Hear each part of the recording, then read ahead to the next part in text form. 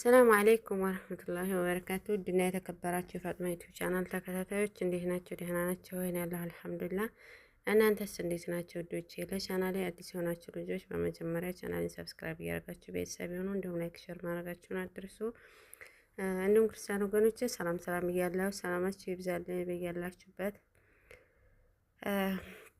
ዛሬ ይዤላችሁ የመጣሁት ቀደም ሲል ከ4 ወር በፊት ብስምባሴ ውስጥ ሄደው ለተሰቃዩትና እንዴት እንደሚያጉላላቸው ብዬ ይዤላችሁ መጥቼ ነበር። ዛሬ ደግሞ እንደምታዩት ግማሹም ትኬት ቆርጦ ግማሹም ደግሞ የበስማ ከፍሎ በተልከሻ ምክንያት በረራውን ዘግተውታል እያሉ ነው። ለማንኛውም ኢንሻአላህ በሰላም የሚስተካከልና በቅርቡ የሚስተካከል አላህ ያርገው።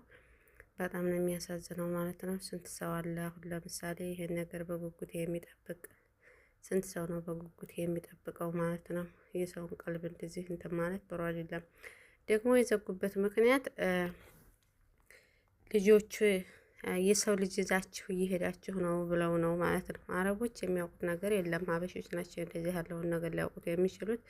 ግን ይሁንም እንጂ ማንኛውም እናት አይደለም ልጇን ለንግድ ማንኛውም ሴት በሰው መነገድ በልጅ መነገድ አይፈልግም። ህይወት አንዳንዴ ጊዜ የማንፈልጋቸውን ነገሮች እንድናደርግ ታስገድደናለች ማለት ነው። ላኪውም ደስተኛ ሆኖ አይደለም፣ ተቀባውም ደግሞ ደስተኛ ሆኖ አይደለም ይዞ የሚሄደው። በዚህ ምክንያት እንትን ባይሉ ማለት ነው። ዙርፋችንን ችግራችንን የሚያውቁት ከአላህ በታች ሀበሻ እርስ በርሳችንን፣ ምክንያቱም ተመሳሳይ ህይወትና ተመሳሳይ ነገር ስለምናሳልፍ ማለት ነው። በዚህ ልክ እኔ አሁንም ሀበሾቹ ናቸው ብዬ በሀበሾቹ ብቻ ልደመደብበት የቻልኩት ነገር ምን መሰላችሁ? አይኔ ስላየ ነው። ሂጄ ነበር ብያችኋለሁ። በስምባሴ ውስጥ ሂጄ ነበርና የራሳቸው ልጆች እንዲሆኑ ስላወቁ ብቻ እኔ ብር ፈልገው ይሁን እንዲያከስሯቸው ፈልገው ይሁን አላውቅም፣ ብቻ የእናትነት ወረቀት ሄዳችሁ አስመርምራችሁ ተመርምራችሁ ዴንኤል ማለት ነው ይዛችሁ ያንን መረጃ ካላመጣችሁ 2 ልጅ ያላችሁ ሰዎች ይዛችሁ መሄድ አትችሉም አሉ ማለት ነው። እና እንደዛ ስላሉ አሁን አረቦቹ ይሄን ነገር አጋልጠውና ደርሰውበት ነው ብዬ አላምንም። የኛው ሰዎች ናቸው። እርስ በርሳችን ነው ይሄን ሁላ የምናደርገው ማለት ነው። አልሙሂም ይሄን ቀን አሁን ጓጉቶ የሚጠብቅና እንትን የሚል ሰው አለ ልኮ ልጁ ወደ ስራ የሚገባ ማለት ነው። ስንት ተበድሮ ብሎ አሁን ካለ ህይወቱ ላይ ካለው ዙርፍ ላይ ተበድሮ ብሎ ራሱን ሰድጄ ልጄን እንደዚህ ብዬ ስራ ገብቼ ሁሉንም ጠቃለላለሁኝ ዲያይነ ሞላ ከፍላለሁ ብሎ የሚያስብ ሰው አለ ማለት ነው። ገብታችኋል?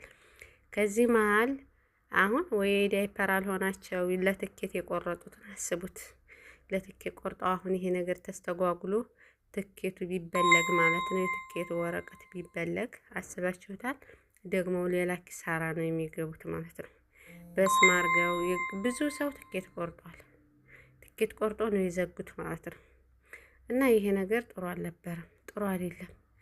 እኔ እንጃ እኛ ብንጮህ ማንም ሊሰማን አይችልም። ምክንያቱም እኛ ማን ይሰማናል? ገብቷችኋል? ቢያንስ የተሻሉ ዩቲዩበሮች እና የተሻለ ሚዲያ ያላቸው ሰዎች ስለዚህ ነገር ለምን ነው መፍትሄ ሁሉ ጊዜ የማናገኝለት? እንኳን አንድ ልጅ ማለት እንኳን 2 ልጅ የሰው ልጅ 2 ልጅ ቀርቶ 5ቶቹን የኔ ናቸው ብዬ ብል ፈርመው ከሰጡን ፈርመው ይሰጡናል። ባለፈው እንደዚህ ብሎ ጭራሹን እኔ ታው እንጂ ለምን አትተባበራትም ስለው እንደውም አንቺ ነሽ ልጁን የምትልኪው አልይዝል አትይዥም ይዘሽ አትይዥም ብሎ የነበር ማለት ነው። ለምን መሰላችሁ? ይዛ አትሄድም እሷ ይዛ የምትሄደው ማለት ነው። ተባበራት። ለምን ነው? የራሷ ልጆች ናቸው፣ በእውነት የራሷ ናቸው። ግን እነሱ ጠማው ነው ማለት ነው። ከዛ ሴቲቱን ስንጠይቃት እሱ 5 ልጅ የፈለገውን ይፈቅዶ ያሳልፋል አለችን። የፈለገውን ፈቅዶ ያሳለፈውን ሰው እኛ መምታት ብቻ ነው። እሱ ያሳለፋቸውን እኛ የማናሳልፍበት የማንመታበት ምንም ነገር የለም። እሱ ከጠመማችሁ ደግሞ ጠማችኋል አለችን። እና አሁንም የተካሰሱ በዚህው ምክንያት ነው ብለዋል ማለት ነው።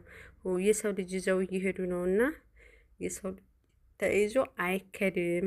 ይህን ነገር አሁን ሲመስለኝ ምናልባት እንዲያለው መጀመሪያም ላይ ዲኤንኤል በማድረግ ለማጣራት ፈልገው መሰለኝ። በዲኤንኤል ማለት ነው። አስቡት አሁን እንግዲህ ዲኤንኤል ቢያደርጉ ለሌለው ሰው 1,000 ብር ማለት ብዙ ነው።